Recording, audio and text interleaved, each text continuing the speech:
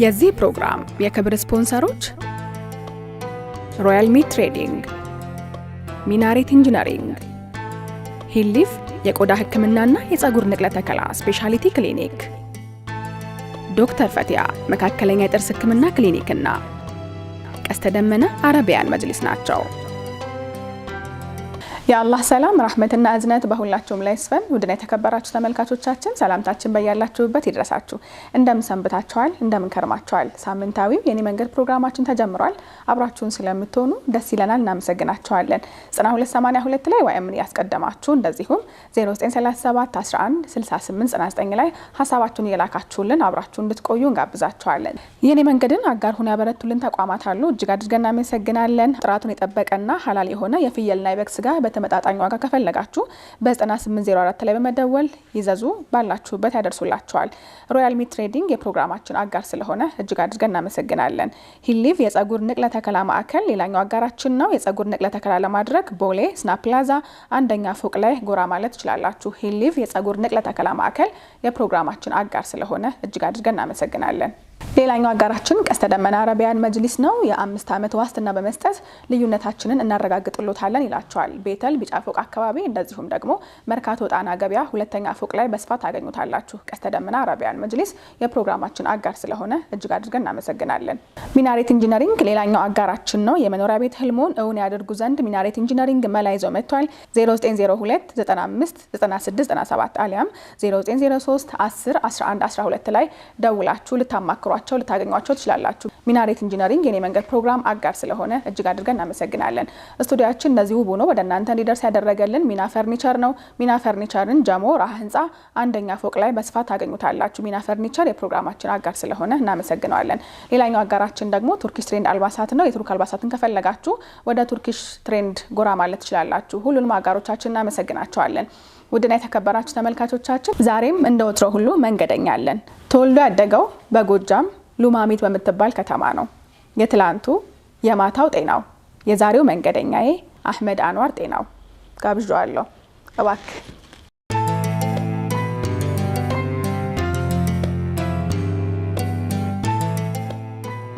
ሰላም አለይኩም። ወአለይኩም ሰላም ወራህመቱላሂ ወበረካቱ። በመንገድ ላይ እንድንመላለስ አክብረኸኝ ስለመጣህ እጅግ አድርጌ አመሰግናለሁ። እንኳን ደህና መጣ። እንኳን ቆያችኝ። እኔም በጣም አመሰግናለሁ። አልহামዱሊላህ ከናንተ አላህ ላገናኘኝ አመሰግናለሁ።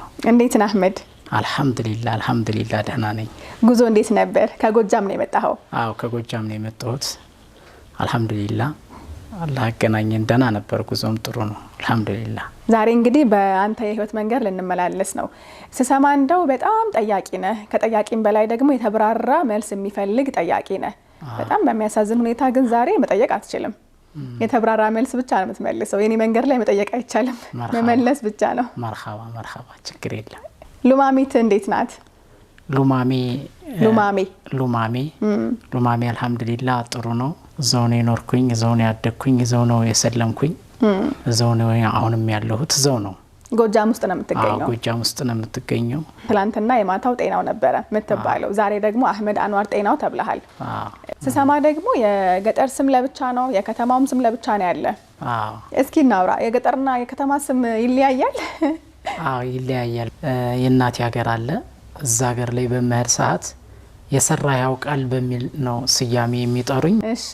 እና የማታው የሚለው ደግሞ ከተማ ውስጥ ብቻ ነው የሚያገለግለው። ገጠር ከወጣሁ የማታውን አያውቁትም። የሰራ ያውቃል የሚያለው አይቀር ይሉኛል። ከተማ ውስጥ ሉማሜ ግን ከተማ ውስጥና ባህር ዳር የማታው በሚለው ነው የሚያውቁኝ። እስኪ አወጣጡና እናንሳው። ያው የማታው ጤናው የተባልኩት አባቴ በጣም ትልቅ ሰው ሆኖ ነው የሞተው እና በስተርጅና ወለደልን በሚል እህት ወንድሞቼ ያባቴ የሆኑት ማለት ነው። እነሱ ከነሱ አንበር ከምትባል ከተማ ውስጥ አለች እህቴ፣ ታላቅ እህቴ አልሰለመችም፣ ሂዳያ ላይ ስጣት።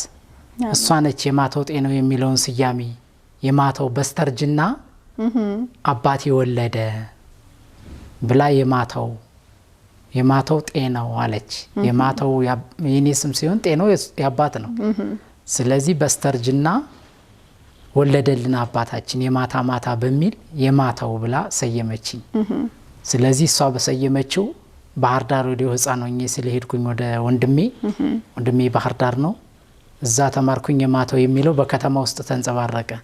ያለው አይቀር የሚለው ስም የሰራኸው ቃል የሚለው ስም ከእናቴና ከዘመድ አዝማድ የነበረ ነው መጀመሪያ በገጠር ውስጥ ማለት ነው።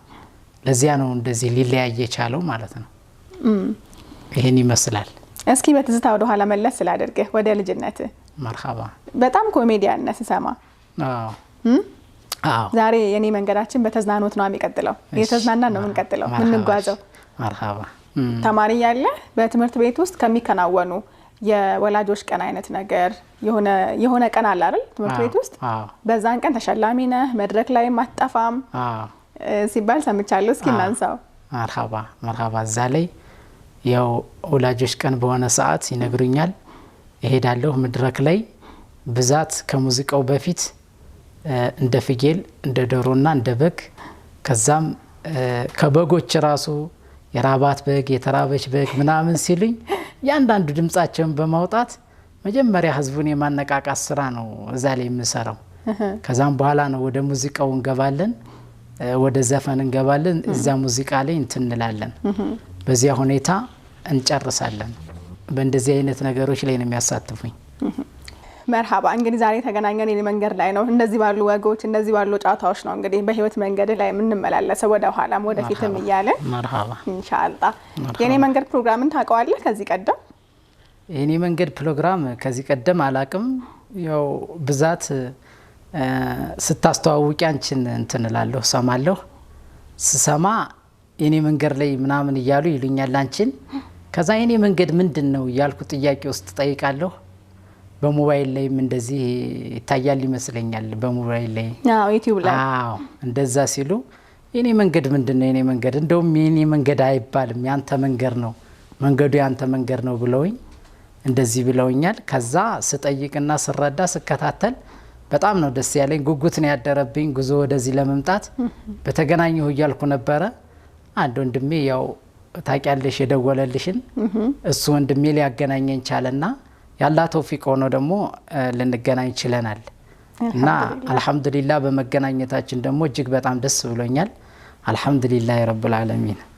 እኔም ስለመጣህ ደስ ብሎኛል። እንግዲህ ብዙዎች የኔ መንገድ ፕሮግራም ላይ ከለ የሚባል መንገደኛ አለ በህይወት መንገዱ በታመላልሽን እያሉ ይጠቁማሉና ከነዛ ሰዎችም አንዱ ይህ ወንድማችን ነውና እጅግ አድርጌ አመሰግናለሁ። መርሐባ። እንመለስ እስኪ ወደዚህኛው መንገድ። እስከ ስንተኛ ክፍል ተማርክ? ድሮን የተማርኩት እስከ 3ኛ ክፍል ነው። በትምህርቱ ያው ደህና ነበርኩኝ። በደረጃ አንደኛ 2ኛ ክፍል ድረስ እስከምደርስ አንደኛ ነበር የምወጣው። 3ኛ ክፍል ስወጣ 2ኛ ደረጃ ወጥቼ ሽልማት ሲሸለም በግራጄ ስጠኝ አልኩት። በግራጄ በቀኝ እጄ ሰው ያጨበጨበ እኔ ግራጄን ሰድጄ ስጠኝ አልኩት። ስለው በቀኝ ተቀበለኝ ምንድነው ኩራት ሲለኝ ስጠኝ እባክህ እኔ ምንም ጥሩ ተማሪ አይደለሁም ስጠኝ ብዬ ሰው ያጨበጨበ 2ኛ ለምን 2ኛ ወጣሁ ብዬ ትምህርቴን አቋርጫለሁ። የእውነት? አዎ። ለምን አንደኛ አልወጣሁም ብዬ ከአንደኛ 2ኛ ስለወጣህ ብቻ? አዎ ከአንደኛ 2ኛ ለምን ወጣሁ ብዬ። ቤተሰብ ምን አለ ታዲያ? ይሄን ተቀበለ? ቤተሰብ ለማስተማር ጥረት ቢያደርጉም ያው እኔ አልፈልግም የሚል ስለሆነ ህፃንም ስለነበርኩኝ ከዛ እናቴንም አላቃትም ነበር። ያኔ ባህር ዳር ወንድሜ ነው ወሰደኝ። እዛ ነው ባህር ዳር ያሳደገኝ እሱን ያስተማረኝ።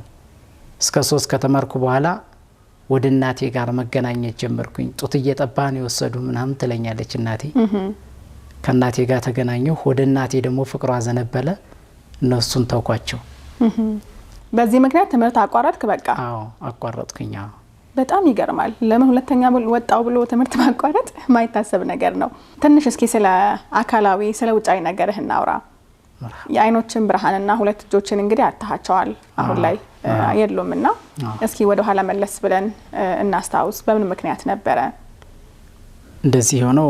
በቦምብ አደጋ ነው።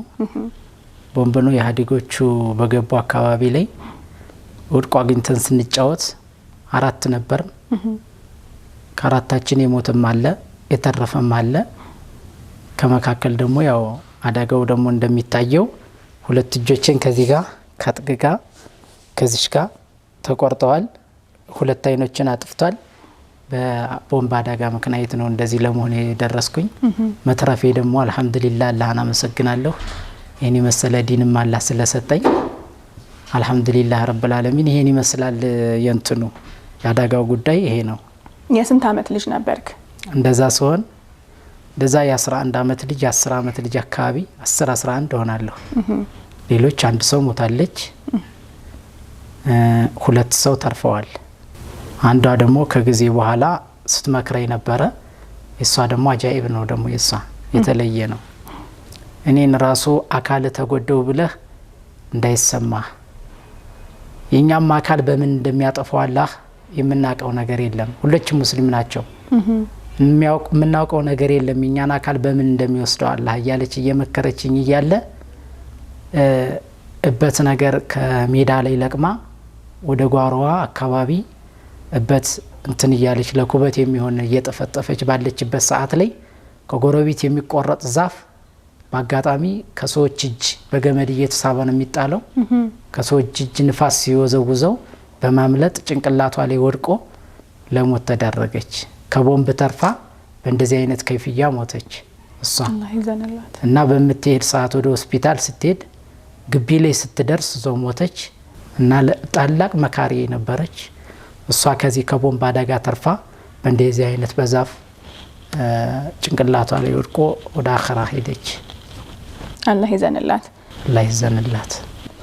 እንግዲህ ይሄ ነገር የሆነው ከጊዜ በኋላ ከመሆኑ ጋር ከኖርክበት ዓለም ወደ ሌላኛው ዓለም ነው የሚያመጣ። ከማየት ወደ አለማየት፣ ከመዳሰስ የምትፈልጋቸውን ነገሮች በእጅ የሚከወኑ ነገሮችን ከማድረግ ወደ አለማድረግ ነው የሚመጣውና እንዴት አመንከው? እንዴት ተቀበልከው? በጣም ይከብዳል፣ በጣም ይከብዳል። በመጀመሪያ ጊዜ አይን አሁን ነው የጠፋው፣ እጅ አሁን ነው የጠፋው አይደለ? ከዛ በፊት እጅ ነበረ። በእጅ የፈለኩትን እንዳልሽው አረግ ነበር። ባይን የፈለኩት በጣም ፍጥነቴ ይሄ ነው ሊባል የሚችል ልጅ አልነበርኩም። አካባቢ ሰው ነው የሚያቀኝ። የዚህ ልጅ መጨረሻ ያየው እስከሚባል ድረስ ነው። በጭራሽ ማንም ሮጦም አይጨብጠኝም። የምጫወትበትም አካባቢ እንዴት እንደነበር እኔ ራሴ ያውቀዋለሁ ማንነቴን። እና ይሄ እንደዚህ ሲሆን ከጊዜ በኋላ ጉዳቱ ከደረሰ በኋላ ሞታለሁ የሚል አስተሳሰብ ነበር የነበረኝ። እየዳንኩ ስመጣ ነገሮች ሁሉ በቃ አብረውኝ ከኔ ጋር መዝለቃቸውን ሳቅ። በቃ የተወሰነ ጊዜ ተበደልኩኝ። ከዛም በኋላ ግን አእምሮዬን ራሴ በተለያየ አይነት በጨዋታም ከአካባቢ ሰዎች ጋርም ስደነብ የሚያገለውም ሲያገል የሚያቀርበውም ሲያቀርብ አሁን ቁስሉ እየዳነ ሲመጣ ማንነቴ ሁሉ ነገሩ እንትን ሲል የሚያገለኝ ሰው ስለሌለ በዚህ ሁኔታ እኔም ለራሴ ራሴን አረጋጋሁ። ከዛም በኋላ ልክ አሁን በቃ እንደማያድርጌ ነው አእምሮዬ ውስጥ የምገምተው። እንዴት ለመድከው ግን? ያው ከባድ ነው ብቻ ብዛት እንደዚህ በጓደኛ ምናምን እንደዚህ እየሳቡኝ እየጎተቱኝ ነበረ። ከጊዜ በኋላ ግን ራሴ መሄድ አለብኝ በሚል አካባቢም እየጠፋኝ ምን እያለኝ እንደዚህ እያለኝ እየተንቀሳቀስኩ እሄዳለሁ። ብቻዬን ተንቀሳቅሶ አስፓልት ወጥቶ ወደ ቤት መመለስ። ሌላ ሀገር ሲሆን መሬቱ ይቀየርብኛል፣ ለዛ ይከብደኛል፣ እንቀጠቀጣለሁ። አገሬ ላይ ሲሆን ግን ያያል አያይም እስከሚል ደረጃ ጆሮዬ ደህና ስለሆነ ኮቴያቸውን እሰማለሁ። ሰዎችን ሸውጄ አልፌ እሄዳለሁ። ምንም ነገር ዱላ አልይዝም። ደግሞ ዱላ ሳልይዝ ነው የምንቀሳቀሰው። ምናልባት እኔ እንደወጣሁኝ ወደ አስፓልት እንደወጣሁ ወደ ሰፈሬ በመመለስበት ሰዓት ጉድጓድ ከተቆፈረ ቀጥታ ዳይሬክት እዛ ጉድጓድ ላይ መግባት ነው ያለው አማራጭ። እንዲህ አይነት ክስተት ሁሉ ገጥሞኛል። ከሀገር ሲወጣ ይከብዳል መሬቱ ስለሚቀየር። እንግዲህ ብዙዎቻችን መደሰት የምናቆመው የሌለንን አሊያም ያጣነውን ነገር በማሰብ ነውና ልክ አንተ ጋር አካልህ ሲጎድል ወይ አካልህን ስታጣ ደስታ አብሮ አልጠፋም? በጣም በጣም በጣም ከባድ ነበረ። ይሄን በማጣቴ ከባድ የሆነ ጽልመት ነበረ። ነገሮች ሁሉ በአጠቃላይ ሰው ሲራመድ ራሱ እኔም እንደዚህ ነበር የምራመደው እንዴ? እኔም እንዲህ አርጌን የሚሄደው እያልኩኝ አስብ ነበረ። ሲጫወቱም ኳስ የሚጫወቱትም ኳስ ሲጫወቱ ዱላ ይዘውም የሆነ ነገር ሲሰማ የሆነ በቃ የምሰማቸው ነገሮች የሚጫወተው ሁሉ እኔ ጨዋታው ነበር እንዴ የሚል ትካዜ ውስጥ ገባለሁ። እና እንደዛ ሆኜ ለመጫወት ሁሉ ሙከራ ማድረግ ነበር ልጅ ሆኜ። እንደዚህ ቁስሉ ሁሉ ሳይድን ይሄ ታሽጎ ፊቴ ሁሉ ባጠቃላይ ይሄ ሁሉ ባጠቃላይ የሰው መልክ ያዘው አሁን ቅርብ ጊዜ ነው። እና ያኔ እንደዛ ቁስል ስል ብሎ ሁሉ ታሽጎ ለመጫወት ሞክርና ኳሷን ስሰማ ጆሮዬ ደና ስለሆነ መታለሁ ብዬ ወድቃለሁ። ወድቅና እንደገና አንስተውኝ አይቻልም አትጫወት ተቀመጥ ይሉኛል በጣም ውስጤን ይሰማኝ ነበር እና አሁን ደግሞ ያው ባለሁበት ደግሞ ለዚህ ደግሞ አላህ ስላበቀኝ ደግሞ መቼም ምንም ማድረግ አይቻልም ከባድ ነገር ነው አካል ማጣት ማለት ከብዳል ብቻ እንዴት እንደሚባል ትንሽ ከበድ ይላል አልহামዱሊላህ ያው አሁን ያለሁበት ደረጃ ደግሞ የዛን ጊዜ አልፎ ደግሞ አሁን ባለሁበት እስካና ነው ብዬ እላለሁኝ እኔ እንደው አላህ Subhanahu Wa Ta'ala እንግዲህ የሚፈልገውን ነገር ማድረግ የሚችል ኃያል ጌታ ነውና ምናልባትም የሱ መሻት ሆኖ የአይኖችህን ብርሃን ለአንድ ደቂቃ ቢመልስልህ ምን ቀድመህ ማየት ትፈልጋለህ አሊያም ምንን ማየት ያጓጓህ ነበር ይሄ ድል ቢሰጥህ ማንን ታይበታለህ ሱብሃንአላህ በጣም ትልቅ ነገር ነው ከቁርአን የበለጠ የለም እንደሆነ ቁርአኑ ሐርፉ ምን አይነት እንደሆነ እንደናፈቀኝ ነው የቀረው መጀመሪያ አይኔ ሳይጠፋ ባውቀው ኖሮ ቢያንስ በጣም ደስ ይለኝ ነበር ወላሂ ግን መጀመሪያውንም ቁርአኑን እንዳየው ስላልታደልኩኝ አሁን በቃ አይኔ ቢገለጽ ቁርአኑ አቆቁም አሁን አሊፍ እንዴት ናት ባንዴት ነው በአጠቃላይ እነዚህ ሐርፎቹ እንዴት ናቸው ስላችሁ እንዲ ነጥብ አለባት እንዲ ናት እቺ እንዲ ዘቅዘቅ ብላ ሲሉኝ አልገባኝ ሲል እዚህ ጭኔ ጋር ይጥፉልኛል እዚህ ጋር ሲጥፉልኝ በቃ ምንም ማድረግ ስለማልችል በቃ ዝም ብዬ በቃል ነበር እንትንምለው በቃል ነበር በማዳመጥ እንደዚህ በቃል ሲነግሩኝ እንደዚህ ነው መቀራውና አይኔ እንደው ቢገለጥልኝ የቁርአን አቀማመጡን እንደው የቁርአን እንደው ታምራዊ መጽሐፍ እንደው ምን አይነት አቀማመጥ እንዳለው ባዩ ይሄ ነው የሚገርመኝ በቃ እንደው ደስ የሚለኝ ነገር ቢኖር ይሄ ነው በጣም የሚያስደሳኝ ግን ያንን አልታደልኩኝም እንግዲህ መቼም ምንም ማድረግ አይቻልም የጀሊል ስራ ነው የሱ ስራ ነው ያላህ ስራ ነው አላህ የወሰነው ውሳኔ ነው እቺ ቁርአን ማየት ነው የፈለኩኝ የነበረ ቢገለጥልኝ ማየት እንፈልገው ይሄን ነው ከቁርአን ጋር ትስስር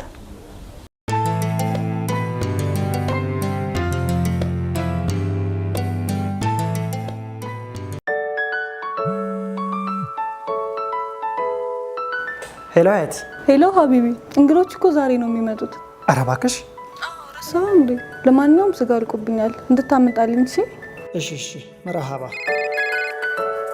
ሄሎ ጤና ይስጥልኝ ሮያል ሚት አንድ በግ ፈልጌ ነበር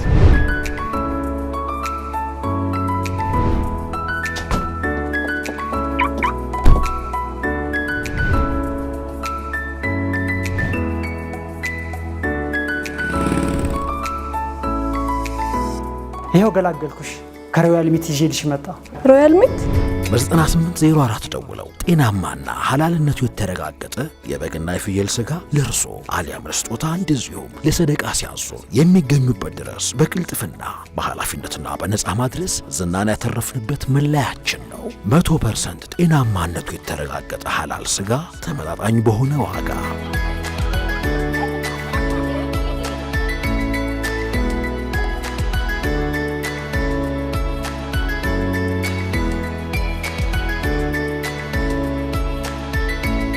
በ0960 72222 እና በ0960 73333 ላይ ደውሉልን።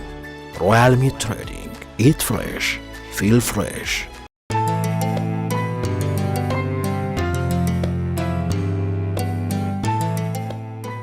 ተመልሰናል ወደ ተከበራችሁ ተመልካቾቻችን የተከታተላችሁ ያላችሁት እኔ መንገድ ነው አብራችሁን ስላላችሁ እናመሰግናችኋለን 9282 ላይ ወይም ያስቀደማችሁ እንደዚሁም 0937 11 68 99 ላይ ሐሳባችሁን የላካችሁልን አብራችሁን እንድትቆዩ እንጋብዛችኋለን እስኪ አሁን ደግሞ ወደ ነፍስህ ወደ ልብህ ጋር ጠጋ እንበል ይሄን የህይወት ብርሃን ከተቀላቀልክ ምን ያህል ጊዜ ሆነ ወደ እስልምና ከተመለስክ ወደ ተፈጥሯዊ እምነት ከተመለስክ 95 አካባቢ ላይ ነው ወደ 20 ዓመት ጠጋ ብለሃል ረጅም ጊዜ ነው በስንት ዓመት ነበር የሰለምከው ማለት ነው 17 ዓመት ይሆናል ምናምን ብለውኛል 17 ዓመት 17 ዓመት ልጅ ሆኜ ነው እስልምናን የተቀበልኩት አሁን በእስልምና ህይወት መልኩ እንዴት ያለ ነው በጣም እኔ እንጃ ብቻ እስልምና ማለት ምን እንደሆነ ለመግለጽ ሐቂቃውን በጣም ይከብደኛል በጣም ምክንያቱም እስልምና ማለት እጅግ በጣም ልትጠራጠርበት የማትችይው ታላቅ የሆነ ሃይማኖት ነው ታላቅ የሆነ እና እስልምና ትልቅ ጸጋ ነው እስልምና የተሰጠው እስልምና የተቸረው ሰው ከዚህ በላይ ተሰጠ የሚባል ነገር አይኖርም ብዬ ገምታለሁ ለራሴ ከዚህ በላይ ምንም ነገር የፈለገው ዓለምን ሌላ ዓለም ከዚህ ከዱንያ ዓለም ቀርቶ ሌላ ዓለም ቢሰጠው እስልምናን ካጣ ሁሉን ነገር አጥቷል። በቃ ምንም ነገር አለው አይባልም። እስልምናን ካገኘ ግን ምንም ነገር አይኖረው እድለኛና የተከበረ ማለት እስልምናን የተሰጠው ሰው ነው ብዬ ነው የምገምተው። አንተ ህይወት በእስልምና ውስጥስ እንዴት ነው? ህይወቴ በእስልምና አልহামዱሊላህ ረብል ዓለሚን ያው በሙስሊሞች ጋራ ከተደነብኩኝ ይኸው ወደ 20 ዓመት ይሆናል ተበብለናል። ይሄን ያህል ስቀመጥ አልহামዱሊላህ ረብል ዓለሚን በጀማዓ ሶላት ላይ በሁሉ ነገር ላይ እየተቀላቀልኩኝ መጀመሪያ ላይ ከብዶኝ ነበር። ዲኑ ራሱ ሶላት 5 ወቅት ሶላት መሳተፉ መቼ ነው የሚያበቃው ያልኩበት ጊዜም አለኝ። ማለት አንዴ ጋብታ አለው እኮ አሁን የሌላው እምነት አንዳንዴ ሲመች ቤተ ክርስቲያን ይሄዳሉ ይሳለምና ሳይመች ይቀራሉ። እንደዚህ የሚባል ሸሪዓ ላይ የለም። ቀጥ አድርገ ነው በቃ ቁም ነው ያለው አላህ ጀለ ወዐላ አቂሙ ሶላህ ነው ያለው። ስለዚህ ሶላቱን ቀጥ አድርጎ መስገድ ሲባል ሶላት ሲጀምር የማያልቅ ነገር ሆነብኝ። ግን ነገሩ እምነቱን ከያዙ በኋላ ኢማን የሚባል ጥፍጥና ውስጡን ገብቶ ማንነቱን እስከሚያሳውቀው ድረስ ነው ልፋቱ እዚያ ድረስ ነው። እስልምናን ግን ካወቀ በኋላ ሶላት የሚባል ነገር ይጣፍጠዋል። ስለዚህ በጀማዓ ሶላት ላይ ስመላለስ ከታላላቅ መሻይኾች ጋር ስቀማመጥ ከደረሶች ጋር ስቀማመጥ እጅግ በጣም ውስጥ የደስታ ይሰማዋል። ከዚህ የበለጠ ጸጋ ምን አለ ቢያውቁልን እንዴት ሊያውቁልን ይችላሉ እያልኩ ሁሌ ይጨነቃለሁ። እና አልহামዱሊላህ እስልምና ትልቅ ነገር ነው። ቀድሞ የነበርክበት እምነት አለ፣ ሃይማኖት አለ፣ የቤተሰብ ሃይማኖት ከቤተሰብ የሚወረስ በቀድሞ ሃይማኖትህ ላይ የነበረህን ህይወት ትንሽ እናውራው እስኪ መለስ እንበልና የምን እምነት ተከታይ ነበርክ? እስኪ እናንሳው የቀድሞ እምነትህን። መርሐባ። ያ እምነቴ የኦርቶዶክስ ክርስትና ሃይማኖት ተከታይ ነኝ። በአካባቢ ካለሁበት ከተማ ወጣ ብላ የጎደና በሚባል አገር ላይ የናቴ አገር ነው። የጎደናን ታቦት የመሰረቱት የኔ አያት ቅማቶች ናቸው። አክራሪዎች ናቸው፣ አጥባቂዎች ናቸው። ጎጃም ደግሞ ይታወቃል። ስለዚህ በዚያ መሰረት እንደዛ ሆነ። እኔ ሉማሜ ላይ ስቀመጥ 17 ዓመት እስከሚሆነኝ ህፃን ሆነን ነው ቤተክርስቲያን እንድንሄድ ግብዣ የሚደረግልን ህፃን ሆነን። ስለዚህ ህፃን ሆኜ ሄዳለሁ ቤተክርስቲያን ሄጄ እስላማዊ ጥላቻ ተቀብዬ እመጣለሁ። ስመጣ ከሙስሊሞች ጋር እቀላቀልና ያ ነገር ከጨዋታ ትንሽ ቀለል ይላል። እየሄድኩኝ ስሄድ ይጠብቃል። እንዲያው ሲሆን ግን እስላምን የማጥላላት ስራ እኔም የተሰጠኝን አስተምሮት የሰማሁትን የማስተላለፍ ሁሉ እንትን ነበረኝ፣ ፍላጎት ነበረኝ። የሰንበት ተማሪ ነበርኩ። እኔ ስቀር ራሱ ሁሎችም 10 ምናምን ናቸው። አንዴ መተው ነው ይዘውኝ የሚሄዱት። ይዘውኝ ይሄዳሉ፣ እዛ እቀመጣለሁ። ነገር ግን እዛ ከሄድኩ በኋላ ከሙስሊሞች ጋር ስለምውል አንዳንድ ጥያቄ ይጠይቃቸዋለሁ። ወደ ጥያቄው እንመለሳለን። የአይን ብርሃንንም ያጣኸው እጅህንም ያጣኸው በዛኛው እምነት ውስጥ እያለህ ነው ማለት ነው። ታዲያ የእስልምና ብርሃንን ታየው ዘንድ ሰበብ የሆነህ ነገር ምን ነበረ? ያው ሰበቡ አላህ ሀገሩን ጀነት ያደርግለት የኔ ታላቅ ወንድሜ ነው። ሰበቡ እሱ ነው። እሱን ለማጥፋት ከምድር ገጽ የማልፈነቅለው ድንጋይ የማላደርገው አድራጎት የለም ነበረ። ለምን እሱ ለምን ይሰልማል? ዝም ለምን ትላላችሁ? እሱ እንዴት ክርስትና ሃይማኖት እያለ እስልምናን ለምን ይቀበላል? በሚል የተቻለኝን ሁሉ ከምድር ገጽ እንዲጠፋ ጥረት አድርግ ነበር። ታላቅ ወንድምህ ነው? ቀድሞ የሰለመው እሱ ነው? አዎ፣ ቀድሞ የሰለመው ታላቅ ወንድሜ ነው እና መሐመድ ይባላል፣ መሐመድ አንዋር ይባላል። እና እሱን የሰለመው እሱ በመስለሙ እኔ ለሱ ብዙ ነገር አድርጌያለሁኝ። ያደረኩትም ብር በማውጣት ድሮጌዎችን በመግዛት ጩቤ እንዲይዙ በማድረግ ሲወጣ እንዲወጉት ወቅተውት እንዲጠፉ ኃላፊነትና እኔ እንዲወስድ ማንኛውም ጠያቂ ቢመጣ በቃ እሱን የሰጠን እንዲያረገ ላከን ብላችሁ በሉ ብዬ ጊዜውን ጠብቆ እንደዚህ ሰዓቷን ምሽት ላይ ይወጣል በዚህን ሰዓት ብዬ እንዲገሉት አዝዤ ወጣቶችን ሁሉ አስቆሜ ነበር። ያው አላሁ ተዓላ ለሱ የገባ ስለሆነ ምንም በቃ ሲወጣም ሲገባም በቃ ምን እንደነገረው አላቅም። ያኔ ላይገኝ ችሏል። ብሩን ደግሞ ለልጆች እንደሰጧቸው ነው የቀረሁኝ። በብር ማለት ነው። እንዲገደል በቃ እንዲገሉት አድርጌ እዚህን ድረስ ጥሬ ነበረ። ነገሩ ከጊዜ በኋላ ደግሞ የመገልበጥ ሁኔታ አላህ አመጣ።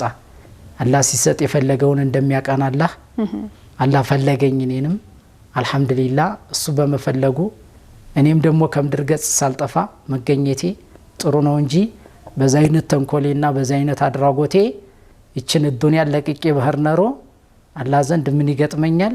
ከባድ ነበር አዳጋው። አሁን ባለሁበት በተረዳሁትና ሳልረዳ በጭፍኑ የሄድኩት እንደዛ ሆኜ ብሄር ነሮ እንጃ ከባድ ነበር፣ ይከብዳል። አሁን ያን በማድረጌ በጣም ጸጸት ይጸጽተኛል። ምንም ማድረግ አይቻልም። ያለ እውቀት ነው ነገሮች ሁሉ የሚደረጉ። እንግዲህ የሰንበት ተማሪ ነህ፣ ቤተሰቦችም ደግሞ ለዚህ እምነት አጥባቂዎች ናቸው፣ እምነቱንም በደንብ የሚከታተሉ ሰዎች ናቸው ብለኸኛል። ባለህበት ሃይማኖት ላይ ጥናትን ምን አጎደለው? ምን ነበር ጥያቄ ይሄ ነበረው? ወደ እስልምና እንድታይ ወይ ደግሞ አሁን ያለህበት የህይወት ብርሃን እንድትመጣ ምክንያት የሆነህ ምን ነበር? በነበርኩበት ሃይማኖት ላይ አንደኛ ከሙስሊሞች ጋር በመደነብ ሰዓት ስለ ሃይማኖት አንስተን ትንሽ እንነጋገራለን። ስንነጋገር የሙስሊሞች እንዳለ ሁሉ ነገር መላእክት ይተወከላለ፣ ስራ የሚያከናውናለ ምናምን እንደዚህ ይላሉ። እኛም መልአክ አለ ምናምን እንላለን። በዚያ ንግግር ስንል ጥርጣሬ ውስጥ የገባብኝ ነገር ስለ መለከል መውት ነው። ስለ መለከል መውት አንስተን ስለ መለከል መውት ስናነሳ ይሄ መላእክት ማንኛውም ነፍስ የተባለችን ሁሉ በአጠቃላይ አውጭ እሱ ነው፣ የእናንተስ ማን የሚያወጣው ሲሉ የእኛን ጠይቄ እመጣለሁኝ ብዬ ቤተክርስቲያን ስብከት ሲደረግ ጥያቄ ውስጥ ገብቼ የሙስሊሞች አዝራኤል የሚባል ነፍስ ያወጣል ይባላል፣ የእኛን ማን የሚያወጣው ብዬ ጥያቄ ውስጥ አስገባውኝ። ያው የሚያስተምረን ስብከት ቆሞ የሚያስተምረን የእኛን የሚያወጣው የማርያም ልጅ ነው ብሎ ሲል የማርያም ልጅ ነፍሱን ማን አወጣው ስል ጥያቄ አቀረብኩኝ። እንዲህ አይነት ጥያቄ አይጠየቅም አሉ። እንደውም አንተ መናፍቅ ነህ። እኔ መናፍቅ ነኝ? ሀቅን ለተጠማሁ እውነት ለመናገር ምንድን ነው እንደዚህ አይነት ብዬ ጠየቁ። በነገራችን ላይ እዚህ ጋር በገነት በገሃነም በሚሉት እርግጠኛ ነኝ፣ ክርስቲያንም ሆኜ እርግጠኛ ነኝ። የምጠራጠረው ግን አምላክ ነው አይደለም የሚለው ላይ ወደ እውነት ስመጣ እረታለሁ። ይህ ነገር እንዴት ነው ብዬ እጠራጠራለሁ። እንደገና ደግሞ መለስ ብዬ ደግሞ ጠንከር እላለሁ ባለሁበት። እዚህ ላይ ነው እንጂ በገነት በገሃነም ክርስቲያንም ሆኜ ምንም ጥርጥር የለኝም። እና በዚህ ሁኔታ ይህን ጥያቄ ሲጠይቀኝ መልሶ ካልተሰጠኝ ከዛሬ ጀምሮ ቤተክርስቲያኗን አልረግጠውም አልኩኝ። አልረግጠውም ወይ ትክክለኛው መልስ ሲሰጠን ትምህርት የተባለው ምኑ ላይ ነው አርኪ መልስ ካላገኘን ብዬ ወጣሁኝ። እነሱ እንደቀላል ዝም ብለው ነበር ያዩት፣ ይሄዳል አላሉ። ከዛም በኋላ አንዳንድ እስልምናን የመመራመር የመጠየቅ ምን ማለት አንዳንዴ የመጥላት አንዳንዴ ደግሞ ይሄ ነገር እኮ እውነት ይሆናል ዝም ብለን እኮ ነው እያልኩኝ የመማር እንደዚህ ማለት አመጣሁኝ። ከዛም በኋላ ነው ለመምጣት የቻልኩኝ ሰበቡ ማለት ነው። ይቺ ጥያቄ ነች ሌላ ውስጥ ያስገባችብኝ። ከዛም በኋላ ከሙስሊሞች ጋር አንዳንድ ነገር ስንነጋገር እንዳሉትም በቃ ትክክለኛ ነው የሚለው ውስጥ ገባሁኝ። በዛ ነገር እዚህ አዲስ አበባ ሚኒሊክ ሆስፒታል መጥቼ ነበረ።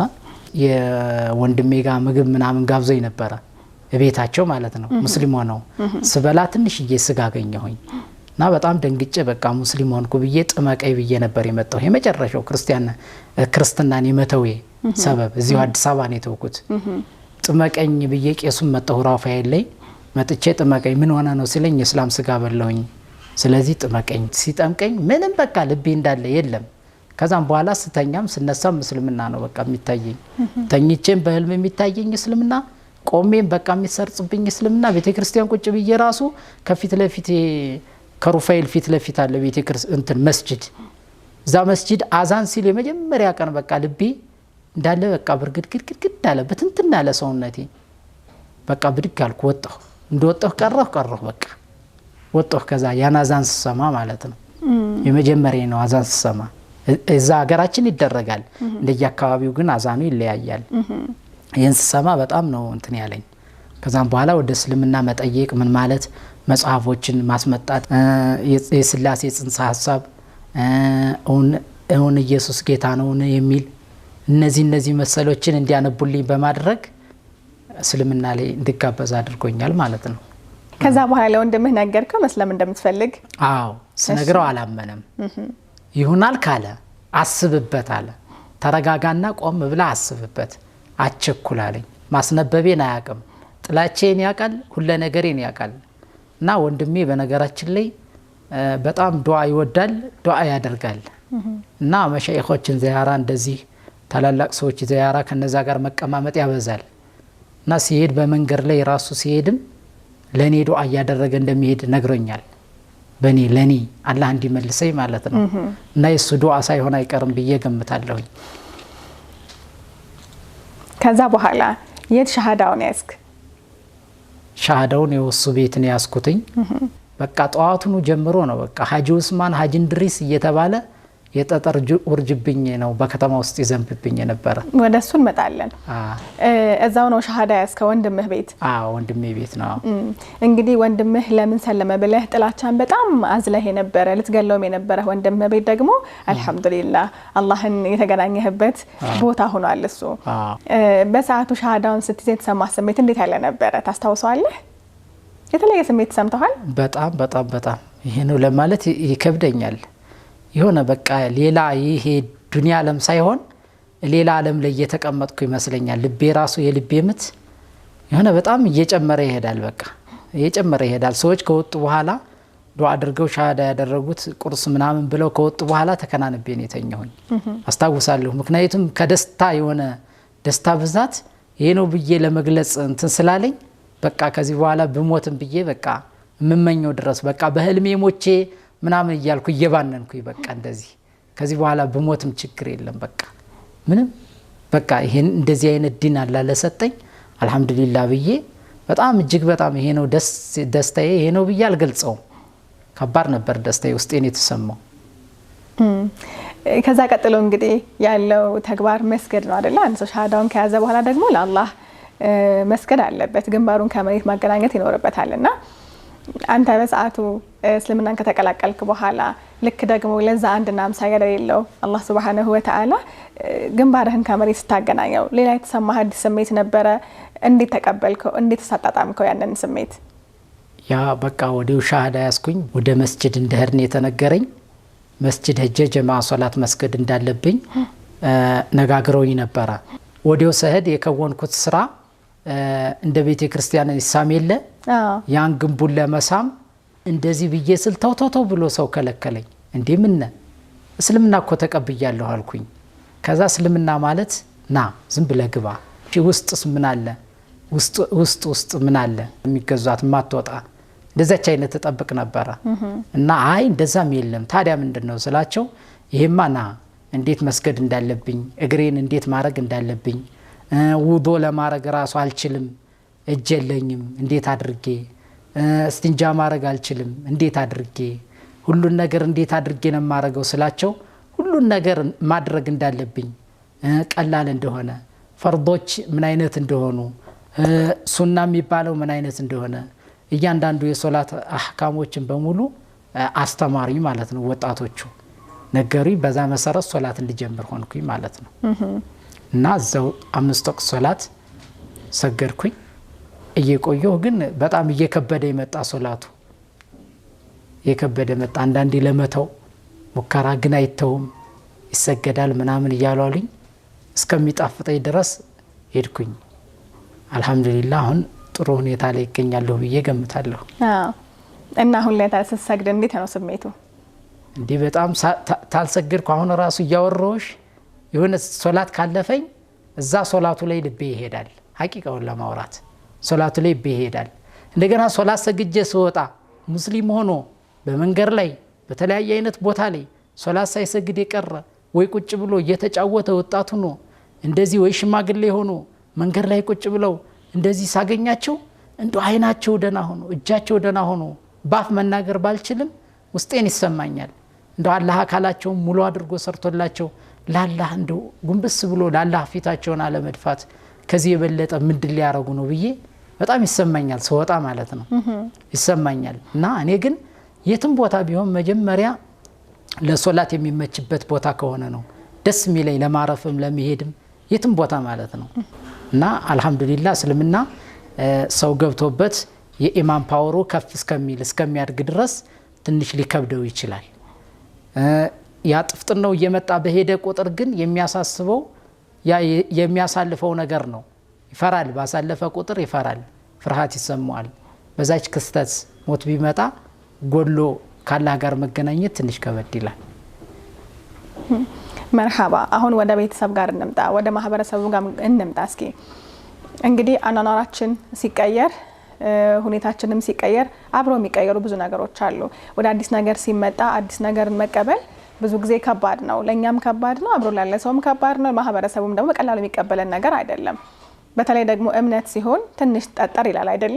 አንተም እንዳለህበት አካባቢ ደግሞ ስናነሳው እስልምና ብዙም የማይኖርበት አካባቢ ነው ቦታውና እዛ አካባቢ በሰዓቱ እስልምናን በተቀላቀልክበት ሰዓት ላይ የቤተሰብ ምላሽ የቤተሰብ አቀባበል እንዴት ያለ ነበር? ማህበረሰቡስ እንዴት ተቀበለ? ይህንን ስንመለስ እናወራዋለን። ውድና የተከበራችሁ ተመልካቾቻችን የተካተላችሁ ያላችሁት የኔ መንገድ ነው። አብራችሁ ስላላችሁ እናመሰግናችኋለን። እንመለሳለን። አብራችሁን ቆዩ።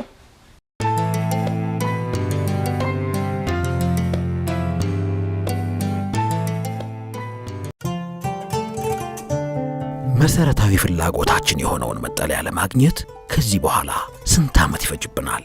ከኪራይ ቤት ነፃ ወጥቶ በራስ መኖሪያ ቤት ሕይወትን የመምራት የሰርክ ምኞታችንስ መቼ ይሆን የሚሳካው?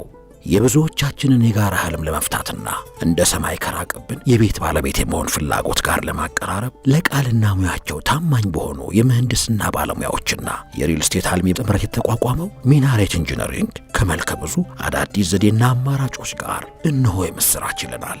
በውጤታማ አመራርና በጠንካራ አደረጃጀት ትርጉም ያለው ለውጥ ለመፍጠር እየተጋ የሚገኘው ድርጅታችን የጋራ መጠቀሚያን ሳይጨምር በ130 ካሬ ላይ የሚያርፉ ባለ 3 መኝታ አፓርትመንቶችን እሴቶቻችንን ባከበረ ዲዛይን በማስገንባት በሽያጭ ላይ ይገኛል።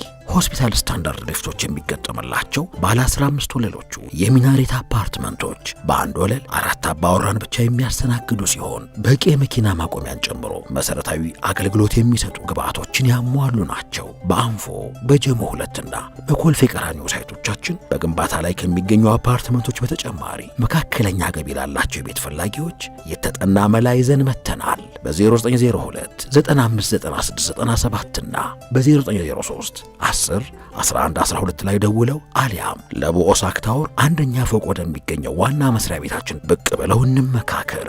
ሚናሬት ኢንጂነሪንግ።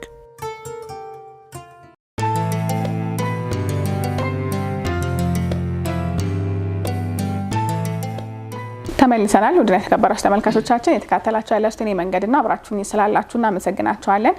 መንገዳችንን እንቀጥላለን። አብራችሁን ቆዩ። የቤተሰብ ምላሽ የቤተሰብ አቀባበል እንዴት ያለ ነበር? ማህበረሰቡስ እንዴት ተቀበለ? ማህበረሰቡ ያው ክርስቲያኑ ገንዘብ ፍለጋ ነው ሊሰልም የቻለው እንጂ እውነት እሱ እምነቱን ፈልጎት አይደለም በሚል ድምዳሜ ያደርገዋል ክርስቲያኖቹ።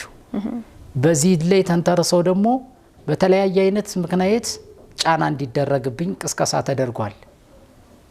ከናቴ ጀምሮ ያለው ሁኔታ ሁሉ ነገር አህዋሎች ይቀያየራሉ። ብቸኝነት እንዲሰማኝ እንዲሁም ደግሞ በመንገድ ላይ እየሄድኩ እንኳን አቅፎኝ በወድቅ ማንም ማንሳት እንደሌለበት ምናልባት የአካባቢ ገጠር ላይ የማያውቁኝ ገበሬዎች ሲመጡ ሲያልፉ ሲያናቅፈኝ ስወድቅ ያነሱኝ እንደሆነ እንጂ የከተማ ሰው እንደማያነሳኝ ያም ሆኖ ይህም ቀላል ነው። ትራፊክ ራሱ የሚያሳዝነው አንድ ታክሲ እንዳያሳፍረኝ መልእክት አስተላለፈ። አንድ ታክሲ በአካባቢዋ ወደ ደብረ ማርቆስም በዚህ በአዲስ አበባ መስመር ደጀን በሚባል ከተማ የአካባቢ ታክሲዎች አንድ ሰው እኔን ካሳፈሩ እንደሚቀጣቸው እየነገረ አንድ ሰው በቃ ማነጋገር አይቻልም እያሉ ተከልክዬ ነበር። ታክሲ እንዳያሳፈሩ ተደረገ። ታክሲ እንዳያሳፈሩ ተደረገ። ሙሉ በሙሉ በቃ መሄድ አልችልም። አንዳንድ ጀማውን በተመለከተ ጥሪ በሚደረግ ሰዓት እዚያ ጥሪ ላይ የዳዋ ፕሮግራም ስለሚደረግ ያን የዳዋ ፕሮግራም ተሳትፎ ለማድረግ ፍላጎት ስለሚኖረኝ ነገር ግን መኪና አላገኝም ነበረ። በዚያ ሁኔታ አስፓልት ዳር ቆምና የአዲስ አበባውን አውቶቡስ ነበር የምጠብቀው። የአዲስ አበባ አውቶቡስ ቆሞ አዲስ አበባ ሲል ሳልናገር ገብቼ ቁጭ እላለሁ። የት ነህ ሲል ጸጥ እለዋለሁ፣ አልነጋገርም። እሺ ቦታ ያዙ ብሎ ከዛም በኋላ ጉዞ እንደዚህ ሲጀምር እዚህ ላይ ሰው አለ፣ እዚህ ላይ ከሊ ቦታ ይዘናል፣ እዚህ ላይ ትጭናለህ ምናምን ሲሉ እዚያ ላይ እወርዳለሁ፣ እኔ እከፍላለሁ፣ እዚህ ጋር ተሳፍሬናለሁ። ለምን አትናገርም ታችሁ ሆነ ታዲያ ምናምን ብሎ ያመናጭቁኛል። ያን ሰው ብራርጌ አልፋለሁ፣ ምክንያቱም መኪና ማግኘት ስለማልችል። በዚያ ሁኔታ ስመጣ ደግሞ አንዳንድ ሙስሊሞች ደግሞ ሙስሊም ሹፌሮች በሚገጥሙኝ ሰዓት ጋቢና ነው እንደሚያስገቡኝ። ጋቢና ያስገቡና አረበናት ይቀጣናል ምናምን ትራፊኩ ከሌ ይቀጣናል እባክን ይሄን ሰውዬ ይላሉ። ረዳቱ ሲል ዝም በለው እባክህ ምን ያመጣል? ምንም አያመጣም፣ ከፈለው ገንዘብ ነው ምን ያመጣል? ምን አለ እሱ ምናምን በሚል እንትን ብለው ዝም ብለው ይወስዱኛል። ገጠመኝ ሆኖ ሙስሊሞች በወሰዱኝ ሰዓት ተቀተውም ተገናኝተውም አያውቁም በእንደዚህ አይነት እንጂ ሙሉ በሙሉ ታክሲ ተሳትፎ የለኝም ነበረ ማለት ነው። በእንደዚህ አይነት ሁኔታ ነው የተከለከልኩት። ከዚህ በኋላ ጠጠር ምናምን የሚወረውሩብኝ ደግሞ ብዛት ከመስጊድ አልወጣም ነበረ። ተንኮላቸው እንደሰለምኩ አካባቢ በቃ እንቃርገው ይዘው ራሱ እንደዚህ አንዱ ሲያንገላታኝ አስፓልት ላይ በለው ችግር የለም በለው ዝም ብለህ በለው ይባባላል። አይንማ ቆይ ብቻውን ነው አዚ እኮ አይደለም ብቻውን ሳገኘው አንተን በቃ ወካርጌ እንደው ቆሜ ቁጭ ብዬ እሸናለሁ እንደ እስላሞች አንተን ሳልገልብ ቀር ያለኝ ሁሉ አለ። ያ ሁሉ የሆነ ከመስጊድ ተልተሎ አትውጣ በቃ መስጊድ ተቀመጥ ተባልኩኝ። መስጊድ ኸለዋ ተሰጠሁኝ መስጊድ እንድቀመጥ ማለት ነው። ወንድሜ ላይ መውጣት መግባት አልቻልኩም። ከወንድሜ ጋር ነበር ኑሮ የጀመርኩኝ። ከዛ መስጊድ ግቢ ውስጥ ብቻ እንድኖር ተፈቀደልኝ። መስጊድ ግቢ ኸለዋ ተሰጠኝ። ሶላት እየሰገድኩ ምን እያልኩ ስል ሰዎችን አንዳንድ ልጅ እየተላከ ወንዝ አለ ከግራና ከቀኝ ከተማዋ ቀለል ያለች ነች። ወጣ ካሉ ወንዝ አለ በአዲስ አበባ መውጫ በማርቆስ መውጫም ወንዝ አለ። በሁለቱም መሀል ላይ ናት በወንዝ የታቀፈች ናት። እና እንድወጣ ወደዛ ወንዝ ስሙን እየጠሩ ቦገና ይባላል የከይት ትባላለች የወንዞች ስም እዛ ላይ እንዲወጣ ሰው እንደሚፈልገኝ እንዳለ እየመጡ ይልኩብኛል ማንነታቸውን ስለማቅ እኔ አልወጣም እያልኩ ቁርጥ አወቁ። መጨረሻ ላይ በቃ እንዴት ነው እንጠይቀው ተብሎ ቄስ ተላከብኝ ወደኔ ማለት ነው። ቄስ ተላከ። ያ ቄስ መጥቶ አጎቴ ነው መጥቶ እንዴት ነው ለምን ገባህ? ብርም ከሰጡ ብሩን ያዝና ና ብሩን ፈልገህ ከሆነ ና ተሉ። አይ እኔ ብር አይደለም እኔ ከዚህ በላይ እንዳገኝ ፈልጋለሁ ያልከው ከሰጡ በላይ ካለ እኛ ዋተን እንስጥህ። ገጸር ላይ ያለ ዘመድ አዝማድ ሁሉ ተነጋግረን አንዳንድ ማዳበሪያ አዋተን ሽጠን ያን እንደሚሆን አድርገን እንሰጥሃለን። ሴት ፈልገህ ከሆነ እንድርሃለን። ናተሉ ዘራችን አታሰድብ። አንተም በርግጥ ብትመጣ ለሃይማኖቱም አጠቅም ምንም አታረግም። ግን እኛ መሰደባችን አላስተኛና ለእንቅልፍ የከሌ ዘር ነው የከሌ ልጅ ነው እየተባለ ብሎ አለኝ። እሺ ጥያቄ ልጠይቅህና መልስልኝ። ለፈጣሪ አምሳያ ያለው የለውም በሚል ጥያቄ ጠየቅኩት። በጣም ተበላሽተሃልና በቃ እንግዲህ ወደኛ መምጣት እንዳታስብ አደረሃን ከኛ ሰዎችም እንዳትቀላቀል ምክንያቱም ትበክላቸዋለህ። አንዴ ተበላሽተሃል ባለህበት ጽና ብሎኝ ተለያየን። ይሄን ይመስላል። የአካባቢው አጠቃላይ ጫናው ይሄ ነው? አዎ ጫናው ይሄን ይመስላል። እሺ እናት አካባቢስ? እናቴ ደግሞ እስልምናን ተቀበለ ሲባል እየሄድኩ ዘይራታለሁ። በቃ አትመለስም ከነገ ዛሬ ትመለሳለህ እያልኩ ተስፋ እያረኩ ነው። ተመለስ ልጄ ግዴለህም ተመለስ እሺ በለኝ ተለመነኝ ድንጋይ ተሸክሜ ለምንሃለሁ እባክህን ብላ ድንጋይ ነገር ይዛ እንደዚህ አለችኝ። አይ እናቴ ይሄ የማይሆን ነገር እኮ ነው የማይሆን ነው። ገንዘብ ከሆነ ነግረውኛል እንሰጠዋለን ብለዋል ይሰጡሃል። በቃ ለገንዘብ ከሆነ ችግር የለም ሁሉ ነገር ይሆንልሃል ና ተመለስ አለችኝ። እኔ አልመለስም አልኳት። ባለሁበት ጸነሁ። ሙሉ በሙሉ ንግግር ዘጋችኝ። ከዛ ልብሴን በሙሉ እንዳልብስ ሙሉ ልብስ አስቀረችው። ሁሉንም አንድ ሳይቀር የለበስኳት ልብስ ብቻ እንጂ እንደዚች በቃ እንደዚህ ሁለት ልብሶች እንደዚችና እንደዚች ሁለት ልብስ ብቻ ለብሼ ወጣሁኝ። ልብሴን ላመጣ ስል የለም ማለች አትሰጥም ማለች። ሙስሊሙ የብቻ ሌላ ትችት ውስጥ ገብቷል። ሙስሊሙ ክርስቲያኑ የብቻ ራሱን የቻላለ ፍትኔ ውስጥ ነው። እናቴ ደግሞ በዚህ መካከል ላይ አካባቢውን ትቼ ገዳም እገባለሁ። ከዛ እናቱን ገደለ። እሷም ደግሞ በሱ ተናዳ ገዳም ሄዳ ወደቀች። የገባችበትም አይታወቅም። ምን አይነት አረመኔ ነው እየተባልክ ትወቀሳለህ። እጠፋለሁ አለችኝ። ነው እናቴ ያው በቃ ሂጂ የትም ሂጂ ያለሽበትን ገዳም አጣርቼ ብችል የምትበያት የምትቆረጥሚያት ትሰጥሻለሁ ይሄን ያህል ካጠበቅሽ። እኔ ልጅነቱ እንዳለ ነው ለምን ታገልኝ? ሙስሊም ሆነ ማለት እኮ ተለያየ አይደለም። በነገራችን ላይ ከሷ ጋር ያለኝን ግንኙነት እስልምና ቀጥሉ ይላል ቁረጡ ይላል ብዬ ጠይቄያለሁ እሷ ላይ ከመሄዴ በፊት። እንደውም ዋናው ቁርአን ላይ የተጠቀሰው ባለ ዓላማ አጋራት ወላጆችን መታዘዝ የሚል ነው። በሐዲስ ወለው ካፊር እንኳን ብትሆን ይላል ሲሉኝ ነው እሺ خدمين ቀጠልኩ። እሷ ግን ፊት ነሳችኝ። እኔ ሰው ሲሰጠኝ ማንም ያኛውም ማግልኝ ያምኛውም ማግልኝ የምጠገው የለም። ሰው ሲሰጠኝ ብሩን ሰብስቤ ጤፍ ገዛላታለሁ። ጤፍ ገዝቼ 50 ኪሎ ጤፍ ወስጄ ሰጣታለሁ። አንድ ቀን ስትል መርቂኝ እስቲላለሁ የሆነ እንድትመርቀኝ ግን አትመርቀኝም። አሁንም ስል መጨረሻ ላይ አንድ ቀን ተሳካልኝና 1 ኩንታል ጤፍና ወደ ስንት ኪሎ በርበሬ ገዛውኝና ወስጄ ሰጠኋት። እስኪችን ጉንጨን ሳሚኝ እናቴ አልኳት። የዛን ጊዜ ጉንጨን ሳመችኝ። በጣም ገረመኝ። ተገረምኩና 2 ቀን ደግሞ ልም አልኩባት። 2 ቀን ጠፋውና በቀን መዘይራት ቆየውኝና ብቅ አልኩና የሆነ የሽሮ መግዣ ብዬ ደግሞ ሰጠኋት። ከዛ ያለ ቀልቧ ተከፈተ ቀረብኳት። ከዛም በኋላ በዚህ ሁኔታ ያለው ራሱ ለኔ ቋሚ ሆነች። እስልምናን ባትቀበል አቋሟ ተቀየረና ከሌላ ሀገር እንደዚሁ ጥሪ ተደርጎ አገራዊ ጥሪ እስላማዊ ጥሪ ተደርጎ እዛ ላይ ሄደን ዳዋ ፕሮግራም ስንመለስ በመንገድ ላይ ለመኪና ትራንስፖርት ስላልነበረኝ እንዳይሳፈርስ ተብያል ነበር። እንደዛ ስለሆነ በእግር ከ3 ደረሶች ጋር በእግር ወደ 30 ኪሎ ሜትር ነው በእግር እየመጣሁ ያለ ገጸር ላይ አንድ ያክስቴ ልጅ አገኘኝ። ሲያገኘኝ ቁም አለ። ግለው እንደዚህ ያደረገና ቁም፣ 3ታችሁም ቁም አለ። ቆምን። ደነገጡ እነሱ። 2ታችሁ ፈንጠር በሉ አለ። ማን? አንተ ራስህ ፈንጠር በል፣ አንተም ልቀቀው፣ ፈንጠር ልቀቁት አለ። ለቀቁኝ። አንተ ግን ሙስሊሞች አውሮፕላን አይገዙልህ፣ መኪና አይገዙልህ፣ እንዲህ አድርገህ አሁን ማን አለህ እዚህ ፍትፍት አድርጌ ገድዬህ ውልቅ ብለህ ማን አለህ አለኝ። አሁን እኔን ከመግደል የምታገኘው ጥቅም የለህም፣ እኔን አትግደለኝ፣ ይልቁንስ ውይይታችን እንወያይና በውይይቱ መሰረት ተወያይቶ ሰው የሚመርጠውን እምነት መያዝ ይችላል እንጂ እኔን ከመግደል የምታመጣው ነገር የለም። በመግደል አሁን አንተ አታቀናኝም። እኔን ገደልከኝ፣ በቃ ይሞትኩ። ምኑን አቀናኸኝ? ምኑን መለስከኝ? ወደ ክርስትና እኮ አልመለስከኝም። አጠፋኝ ነው የሚባለው። ይሄ ደግሞ ተገቢ አይደለም፣ ይሄ ሊሆን አይችልም አልኩት። አስፓልት ላይ ነው አለ። አዎ እንግዲህ መቼ መተህ እንወያይ አለ። አንተ ቀን ቀጠሮ ትሰጣለህ፣ እንወያያለን። መወያየው ቦታውን አመቻች አልኩት። የስላሴን አለኝ።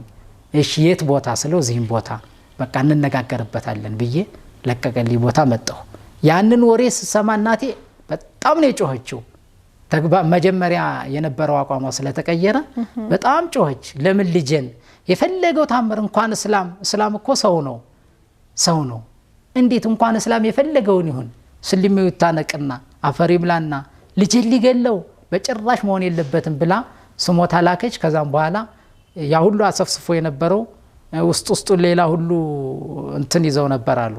ምስጢራዊ የሆነ ሰውን ምስክር እንዳያገኙ አድርገው ገሎ ለመወርወር ስማቸው እንዳይወሳ በቃ ዝም ብሎ ወደ አንድ ባህር መክተት ነው የሆነ ነገር ለሞለሱ የሚል ነገር አድርገው ነበር። ያ ሁሉ እንዲከሽፍ ተደረገ በእናቴ አቋምና በእናቴ መለወጥ ማለት ነው። ከዛ እየወጣሁ እየገባው ከዚህ ሙስሊሙ ሌላን የሚለኝ ሙስሊሙ ራሱ አንዳንዱ ማለት ነው ጠቅላላ መፈረጅ ሳይሆን አንዳንዱ ሙስሊም በአመለካከት ደረጃ ይህ እኮ የገባው አሁን ሳንቲም አገኛለሁ መስሎት ነው እንጂ አሁን እንደዚህ ሆኖ እንግዲህ ሃይማኖቱ ጣፍጦት ነው ይለኛል ጆሮዬ እየሰማ። ነገር ግን ይሄኛውን በዚህ ሰምቼ በዚህ ጥለዋለሁ። ብዙ ስሜትን የሚጎዱ ነገሮች አሁን እኔ እንደው አስተላልፍ ብለሽ እድል ብትሰጪኝ ላስተላልፍ የምችለው ምንድነው አላህ ሂዳያ የሰጣቸውን ሰዎች ስለ ንቦናቸውን ባንጎዳ እጅግ በጣም የተሻለ ነው ብያላለሁ። ለማን? ለሙስሊሞች። ለምሳሌ ከኔ የባሰም ሊመጣ ይችላል። 2 እግሩ የተቆረጠ 2 እጁ 2 አይኑ የጠፋ ሰው እስልምናን ፈለኩ ብሎ ይመጣል። ገንዘብ ፍለጋ ነው አይደል ቢል እሺ ይፈልግ፣ ካገኘ ምን ችግር አለው? እዱንያ እኮ ናት። ወላሂ ነው የምልሽ፣ በጣም የተሰማኝ እዱንያ ናት። ያገኝ ካገኘ ያገኝ፣ ካላገኘ ለቆት ይሄዳል ሲፈተን። እኔ እዛ ሆኜ በቀን ከሙስሊሙ እንዲህ አይነት ጫና ከክርስቲያኑ እንዲህ አይነት ጫና ሆኖ አንዲት ዳቦ ወላሂ አንዲት ዳቦ ዙሁር ላይ እበላለሁ። ጧት ቁርስ የለም፣ ማታ እራት የለም። በቃ እንደዚህ ስገላበጥ ራቡ ራሱ ማለት ነው በቃ ይሄ ሰውነቴ ዘርዘር የሚል ስሜት ነበረው። እንዘረዘራለሁ እና ገላበጥ ቆሜ እንደዚህ ስል ራሴን ያዞረኛል፣ እንደዚህ ይገደፋለሁ። መሆነን አመመ እንዴ ለአራ ደህና ነኝ ምናምን እላለሁ። ሰውን ጠጋ ብዬ ስለው ብጠይቀው አላልኳችሁ መጣ እሱ እኮ የፈለገው ለዚህ ነው የሚል ይመጣል ብዬ ወንድሜ ላይ ቢሄድ ደግሞ እበላለሁ እጠጣለሁ። ወንድሜን አላስቸግርም፣ አንድ ወንድሜን አላስቸግርም፣ ጥሩ አይደለም በሚል እንደዚህች አይነት ጊዜ ራሱ በ2 ዓመቶች ውስጥ ተፈትኛለሁ።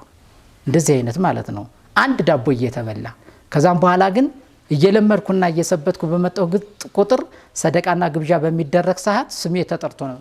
ቀደም ስሜ ሳይጠራም ቢሆን ሄር ነበር ከራቡ ጥናት ዳቦይትን ሳጣ ከደረሶች ጋር ስሜ ሳይጠራ አብሬ እሄዳለሁ፣ እበላለሁ፣ እጠጣለሁ ወደደም ጠላም። ከዛ በኋላ ግን አንዱ ከዚህ በኋላ አትሄድ አለኝ ጓደኛዬ። አትሄድ በቃ እስልምና ነው አውቀዋል ለምዳል፣ በቃ ባለች ተብቃቃ ሰውን እንትን አትበለው አለኝ። ይሻልኩኝ ባለኝ እንትን ማለት ጀመር። ከዛም በኋላ ስሜ እየተጠራ ስሜ አህመድ አንዋር በቃ በዚህን ሰዓት እንዲህ እንድትመጣ፣ በዚህን ሰዓት እንደዚህ ነው፣ በዚህን ሰዓት እንደዚህ ነው እየተባለ እንትን ተባለ። አሁን ግን ያው ራስን የመቻል እንደዚህ አይነት ፈተና አለ እና ለሙስሊሞች የማስተላልፈው ምንድነው እድል ቢሰጠኝ ይሄን ስለንቦላይ ማንም ይምጣ ሂዳያ ካገኘ ያገኝ አላህ የሰጠውን ማሻአላህ ትልቅ ፈገግታ ሆነ አላህ ይራህማቸውና አንድ ትልቅ መሻይኽ ቅርብ ቀን አለፉብን። እነዛ መሻይኽ ከጀማዓው ሁሉ ተነጥለው ማሻአላህ ማሻአላህ መጣህ እንዴ አንተ ያላህ ባሪያ አላህ ወዶህ አሉኝ እና ቅፍ አረጉና እንደዚህ አድርገው እንዲህ ብለው ይሄን እንዲዳብሰው ግንባሬ እንደዚህ ሳም ሲያረጉት በቃ ልቤ ላይ የሆነ ነገር በቃ በጣም ተሰማኝ። በቃ የሆነ ደስ አለኝ። ለምን ብቸኝነት ስሜት ይሰማል። በዛን ጊዜ ሰው አብሽር ራሱ ትልቅ ስጦታ ምንም ገንዘብ አይደለም፣ ትልቁ ስጦታ አብሽር ነው። ይሄ ከሆነ ሂዳያው ባላህ እጅ ነው። አላህ ከፈለገ እኮ መስጊድ ላይ እኔ ሙስሊም ነኝ ብሎ የተቀመጠውን ወደዚያ ወስዶ ኩፍር በር ላይ አቁሞ እዛ ኩፍር ላይ ያለውን አምጥቶ እዚህ ጋር ማስገባት የሚችል ጌታ ነው እና ይሄንን ነገር እንደው ማንኛውም ዓለም ላይ ያለው ማህበረሰብ እስልምናን ከተቀበለ ዞናችን ብናስተካክል ዞናችን ይሄን ብናስተካክል የመጣው ይሄ ሰው እስልምናን ፈልጎ ነው፣ ሀቅ ነው፣ አቆየው አላህ ነው፣ ገልባጭ አላህ ነው፣ አላህ የፈለገውን ነው የሚገለባብጠው፣ እንደፈለገ ነው የሚያደርገው የሚለውን ብናስብበት ሙስሊም ሁሉ በአጠቃላይ ማለት ነው። መርሐባ። እንግዲህ ብዙ ጫናዎችና ፈተናዎች ደርሰዋል። ይሄንን ደግሞ ፈተና ማለፍ እንዲሁ ቀላል አይደለም፣ የሆነ ሚስጥር ይኖረዋልና ያንን ደግሞ ስንመለስ እናነሳለን። ውድና የተከበራችሁ ተመልካቾቻችን እንመለሳለን፣ አብራችሁን ቆዩ።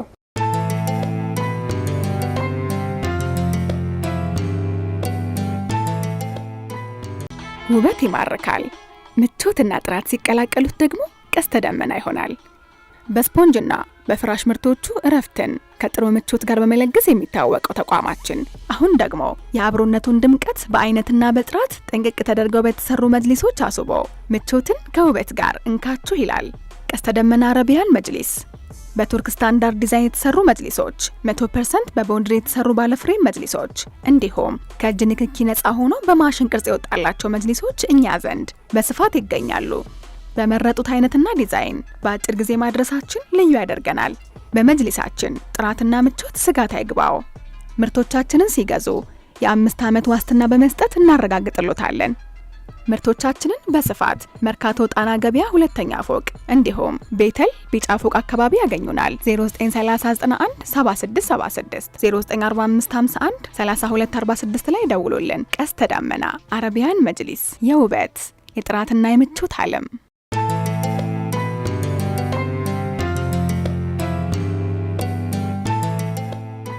እንግዲህ ብዙ ፈተናዎችና መከራዎች አልፈዋል። ያውም ደግሞ የጎደለ አካልን ይዘን መጀመሪያ የነበረ አካላችን አለ፣ ከዛ በኋላ ደግሞ ያጣ ነው። ያ በራሱ የሚፈጥረው ደግሞ ተጽዕኖ አለ፣ አሉታዊ ተጽዕኖ አለ። እንደገና ደግሞ ወደ አዲስ ነገር ስንመጣ የሚቀበለን ስናጣ፣ ይሄድንባቸው ሰዎች ደግሞ ስለ ልቦናዊ ጫና ሲያደርጉብን ትንሽ ህይወት ትፈትናለች እና በዚህ ሁሉ መሀል ግን ጽናት የሆነ ነገር ምን ነበረ? አይ በቃ ይቅርብኝ፣ እንደዚህ ያለ አማኝ ውስጥ ተቀላቅዬ ከምኖር ቢቀርብኝ እሳ ወደ ቤተሰቦቼ ወደ እናቴ ወደ ነበርኩበት ሃይማኖት ብመለስ ምን ይጎልብኛል? ለምንድን ነው የምሰቃየው ብለህ ራስን አልጠየቅክም? አዎ ይሄንን ጠይቄያለሁ። ግን ይሄንን ስጠይቅ ራሴን ብጠይቅም እስልምና መጀመሪያ እስልምናን የተማርኩት ከሰዎች በፊት እስልምና ላይ ጥናት ነው ያጠነጠንኩት። ከዛም የበለጠ ፈተና ቢመጣ እርግጠኛ ነኝ ለመቋቋም ወስኜ ነው የሄድኩት። ግን ያልጠበቅኩት ነገር ሲከሰት ፈተና እንደሆነ ገብቶኛል። ፈተና እንደሆነ ስለገባኝ በቃ ያቻ የለበስኩት ልብስ ራሱ ሌላ መቀየሪያ የሆነ ጓደኛ ልጅ ነው። የሆነ ጓደኛ ልጅ የራሱን ቲሸርት አምጥቶልኝ ነው ቲሸርት መቀየሪያ ራሱ የቀየርኩኝ ምንም ነገር። ከዛ በተረፈ ደግሞ ወዲያው እንደገባው በሚደርስብኝ ሁሉ ጫና ላይ መቋቋም እንዳለብኝ ከወዲሁ ወስኛለሁ። ሰው ብዙ ነገር ሊልህ ይችላል ብሎም ደግሞ የመከረኛል። መጀመሪያ ላይ መስጂድ ግቢ ስገባ ቁጭ አድርጎ ሰው ብዙ ነገር ይችላል። ሰው ሲባል ሁሉም አንድ አይነት ሰው አይደለም። አንዱ ሌላ ነው። የተለያየ አይነት ሐሳብ ስለሚኖረው የፈለገውን ቢያራምድብህ አንተ እዚህ ጋር ጽናት ሊኖርህ ይችላል። መቼም እስልምና ትልቁ አንተ ፈልገህ የመጣ ሰዎችን ሳይሆን እስልምናውን ነው የሚለውንም ምክር መክሮኛል። እኔም ራሴ ስገባ ብዙ ነገር ፈተኖች ቢገጥሙኝ ያን ነገር መቋቋም እንዳለብኝ እስከ ህይወት ድረስ መስዋዕትነት ለመክፈል ምክንያቱም ቅድም እዛ መጀመሪያ ላይ ጥያቄ ላይ ጠይቄሽ ነበር ወደ ኋላ ተመለስኩ እንጂ ገነት ገሃነም በመኖር እርግጠኛ ነኝ ስል እርግጠኛነቱ በቃ ትክክለኛውን እምነት ስላገኘሁት በቃ በሞትም ቀጥታ ገነት የምገባው ጀነት መግባቴን እርግጠኛ ስለሆንኩ አላህ Subhanahu Wa Ta'ala ጀነት ይሰጠኛል ስለምል በቃ በሞትም በዛን ሰዓት በሞትም እርግጠኛ ነኝ። በቃ ምንም ነገር ውልጉሌ ስለ አኺራ ሲወራ ስለ ጀነት ስለ ጀሃነም ወራ በጣም ልቤ በቃ መስጥ ይላል እንበይ ሁሉ እርግፍ ይላል። ግን እስልምናን መላመድ ከባድ በሽታ ነው። አሁን እየተላመድኩት ነው። አላህ አፉ ይበለኝና አላህ ይመልሰኝ እንጂ እየተላመድኩት ነው። መላመድ አስፈላጊ አይደለም። መላመድ ከባድ ነው እና እንደ መጀመሪያው ክብደት እንዳያስኩት ቢይዘው እንደው ብቻ እንጃ والله አለም ወላሂ በጣም የሚገርም ነው እና አልহামዱሊላህ ይሄን ሁሉ ፈተና ቆቋማለሁ ብዬ ነበር። ይሄን ሁሉ አላደረሰብኝም። አላህ ጭንቅም አላመጣብኝም። ከዛም በኋላ ነገሮች አህዋሎች ሁሉ እየተቀረሹ ነው። ሁሉ ነገር እያማረ እንጂ እየተበላሸ አልሄደም። ሌላው እንደሚገመተው አይደለም። አልহামዱሊላህ ስሰማ ለዳዕዋ የተለያዩ ቦታዎች ትሄዳለህ፣ ዳዕዋ ታደርጋለህ። አዲስ አበባ ሙላ እንደመጣ ሰምቻለሁኝና እስኪ ትንሽ የዳዕዋ ህይወትን እናውራ። አንቺ 24 ሰዓት ሙሉ የምታወሪው አዳብ ነው ማለ አያቱ ሷሃባ አለ። ስለ ሷሃባ ሀያት ይነገራል ይነበባል። ሲተኛ በስራ ስርዓት በአዳብ ነው ይተኛል። ሲበላ በአዳብ ጧም ይበላል። ሁሉ ነገር እስላማዊ ስነ ምግባሮችን የተላበሰ ነው ዳዕዋ ማለት በጥቅሉ። ያለኔ ትልቅ ነገር ስጦታ ነው የሰጠኝ። ትልቅ ነገር ዳዕዋ ባልነበረ ምናልባት ፈተኖች ደግሞ እየቆዩ እየጠበቁ ሲመጡ ትንሽ ለኔ ከብዳይ ነበር ዳዕዋ በመውጣቴ ራሴ በቃ እየታደሰ ይመጣል። የእስልምናን ምላመደውና የቀልብ ረሃ ያለውን ነገር የተገበርሽው እቺ ቁሉብ ተስተካክላ ይሄ ያማረ ነገር የሆነው ነገር ይሄ የሚገኘው በዳዕዋ ነው። ወጥቼ እንዳየሁት እኔ የራሴን ወጥቼ እንዳየሁት በዳዕዋ ነው እና ዳዕዋ ትልቅ ነገር እንደሆነ ለኔ እስልምና ላይ አሁንም ቢሆን ቀጣይ እስከመሞት ድረስ የሚገጥመኝ ፈተናም ቢኖር አይደለም ወደ ኩፍር መመለስ የሚለውን እንትን ሊያመለክተኝ ቀርቶ እንዴት ይመጡልኛል የሚለው ጭንቀት ላይ ነው እየጨመረብኝ የሚሄድ ዳዕዋ በህድኩ ቁጥር ማለት ነው። እና ይሄ ነው ዳዕዋ የምወጣው ለዚህ ነው፣ ራሴን ለማደስ ነው፣ ውስጤን ቀልቤ እንዲታደስልኝ ነው፣ የዲን ኢማንን ትምህርት እንድማር ነው የምወጣው የምንቀሳቀሰው የነበር ማለት ነው። እስልምናን ስታስብ ምን ይገርማል? እስልምናን ሳስብ በጣም የሚገርመኝ ነገር አላህ Subhanahu Wa Ta'ala አሃዳዊ አምላክ እያለን አንድና ብቸኛ አምሳያ ቢጤ የሌለው ወደር የሌለው ጌታ እንዲህ አድርጎ ምድርን እንዲህ አድርጎ አስደናቂ በሆነ አፈጣጠር እንዲህ አድርጎ የፈጠራትን ጌታ ያስገኛትን ጌታ ማጥፋት ቢችል ደግሞ ማይክሮሰከንድ ሳትቆይበት ዓለምን እልም አድርጎ ሌላ ዓለም መፍጠር የሚችል ቁድራ ያለውን ጌታ አግኝተን ሳንገዛው እንዲሁ እድሜያችንን በባዶ ዜሮ አድርገን ቀብር መግባት ይሄ በጣም ያሳዝነኛል። ህይወታችንን አበላሽተን ህይወታችን ተበላሽቶ በርካቶቻችን ህይወታችን ተበላሽቶ ወደ ቀብር እያለቀሱ ሲሸኙ በጣም ይገርመኛል። ይሄ ነው የሚገርመኝ። እኔም ለራሴ ነፍሴን መቼውን የሐቂቃ ባሪያው ሆኜ የሐቂቃ ለአላህ ገብቼ አላህን ፈሪ ሆኜ የሐቂቃ ተቀይ ባሪያው እንዴት ነው የምሆነው? መቼ ነው እንዲህ እንደሆንኩ በቃ ወደ ቀብር መውረዴ ነው የሚለው ይሄ በጣም እንትን ይለኛል ማለት ነው። ይሄ ነው የሚገርመኝ። ለምን አንድን አምላክ ካገኘ ሰው ምን ይፈልጋል? ብንገዛው ከፍ የምንልበት ብንቶ ራሳችን የምናዋረድበት እንዲህ አይነት እድል ተሰተን ያለ መጠቀማችን ይሄ ያሳዝነኛልም ይገርመኛል። እግረ መንገድ ከእንግዲህ ቁርአን የህይወታችን መመሪያ ነውና የአላህ ቃል ነው። በተለየ መልኩ ልብህን የሚያናግር የቁርአን አያለ እንደው ባውቀው ያው እነዚህ ሁለት ሱራዎች ናቸው። ሱረቱል ኢኽላስና ይሄ ደግሞ ሱረቱል ዐስር እነዚህ በጣም የሚገርሙ ናቸው። በቃ ለኔ እኒ ብቻ በቂ ናቸው እላለሁ። በቃ ሰማቸው በእነዚህ መሰጣለሁ። በቃ ሁሎችን አጠቃለው እዚህ ተቀምጧል። በዚህ በኩልም ተውሂዱን አስቀምጧል፣ በዚህ በኩልም ሁሉን ስራ መስራት ያለብንን ወልዐስር የሚለው ላይ አስቀምጦታል ብዬ በቃ እንደ በእነዚህ ገረማለሁ በእነዚህ ቁርአን አንቀጽ። ሌላው ሁሉም ቁርአን እንዲህ ነው ማለት ሳይሆን እነዚህ ለየት ይላሉ። በቃ መልእክቶችን ሁሉ ጠቅልለዋል ብዬ ገምታለሁ። ሁለቱ የቁርአን ምዕራፎች ናቸው ልብህ ላይ ቀረት የሚሉት። እኔም አንደም ወደ አያ ወረድ ብዬ ነበረ ተመልሻለሁ ወደ ምዕራፍ። መርሐባ። እስኪ አሁን ደግሞ ወደ ጎጆ መለስ እንበል። አታስገባኝም ያንተ ጎጆ ቤት? መርሐባ ኢንሻአላህ ጎጆችን ያስፋው። አሜን። መርሐባ። በጣም ቆንጅዬና የምትወደድ ልጅ እንዳለ አውቃለሁ። ባለ ትዳር ነህ። እስኪ ትንሽ እናውራ ስለ ጎጆ። መርሐባ መርሐባ። ያው የትዳር ህይወት መጀመሪያ ላይ እስልምና ስገባ የትዳር ህይወት ቀርቶ ከሰው ጋር የመግባባቱ ሁኔታ እንዴት እግባባለሁ ነበረ። ነገሩ ግን እየተግባባው ስመጣ በቃ ሁሉም በአጠቃላይ አልহামዱሊላህ ሀገራችን ላይ ህዝበ ሙስሊሙ እስከሚጠጉት ነው እንጂ ከተጠጉት ሰው ወዳጅ ነው። በቃ ባለው ሁኔታ እየተላመድኩኝ ስመጣ ምን ስል ወጣቱ መሻላህ ነው። አገሩ ላይ ሁሉ ነገር አኽላቁ ይመቻል። ከወጣቶች ጋር አንዳንድ እንደዚህ ይላል ወጣቶች ናቸው ሩዝ ምናምን ገዝተው ኸለዋ ይखाድሙኝ ነበረ። ከዚያም በኋላ እንዳገባ እንትን ይሉኛል ምክር ይመክሩኛል። ታላላቅ ሰዎች ስጠጋቸው ለምን አታገባ ምናምን ምን ይዤ መበለው እኮ የለኝም እንኳን እሷን ላበላላቸዋለሁ። እና ወደ 100 ምናምን አመት አባ ሰይድ ይባላሉ 100 ምናምን አመት ሆኗቸው ነው የሞቱት። አላህ ይራማቸውና የሳቸው ምክር ነው እኔን የቀሰቀሰኝ።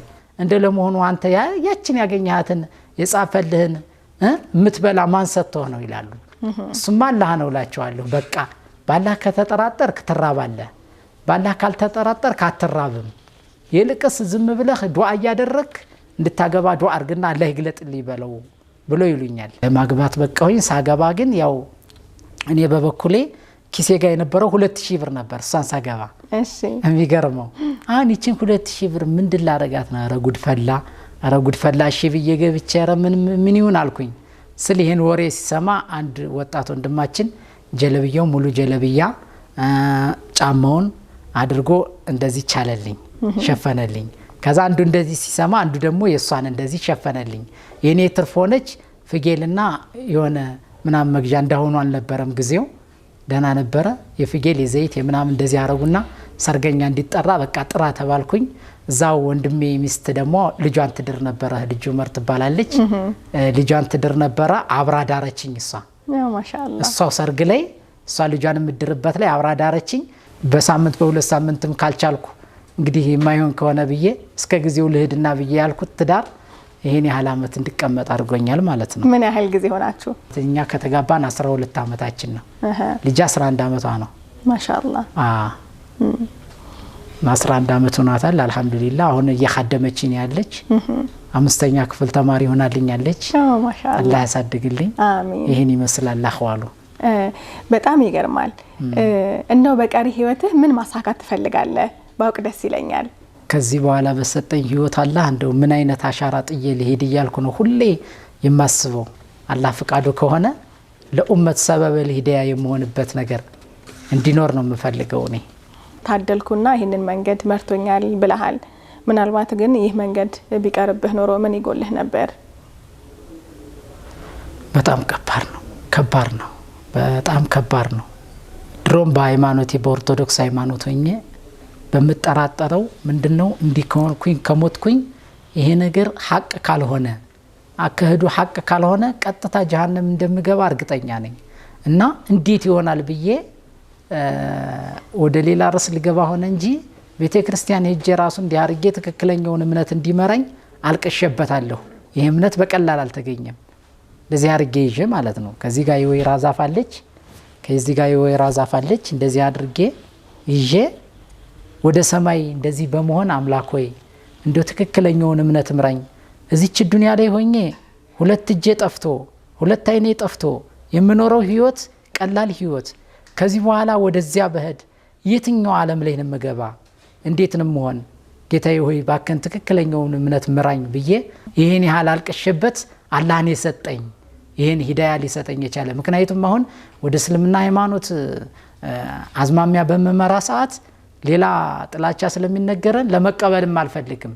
ይሄኛውም ደግሞ ሃይማኖት ሆኜ ደግሞ ጥርጣሬም አለብኝ።